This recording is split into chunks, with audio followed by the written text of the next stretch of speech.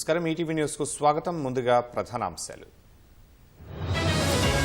ఢిల్లీ సీఎంగా అతిథి ప్రమాణం. కొత్త కేబినెట్లో 5గురికి అవకాశం.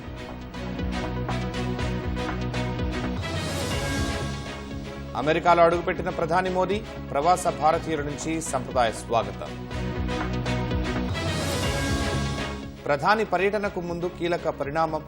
ఖలిస్తాన్ సానుభూతిపరులతో శ్వేత సౌధం చర్చలు. జమ్మూ కాశ్మీర్ సరిహద్దుల్లో ప్రశాంతత. మోదీని చూసి పాక్ భయపడుతోందన్న అమిత్ షా. వాయుసేన కొత్త చీఫ్ అమర్ప్రీత్ సింగ్ ఈ నెల 30న బాధ్యతల స్వీకరణ. హెజ్బుల్లా పేజర్ల కేసులో కేరళ వాసి పేరు. ఎలక్ట్రానిక్ పరికరాలు సరఫరా చేసినట్లు ప్రచారం.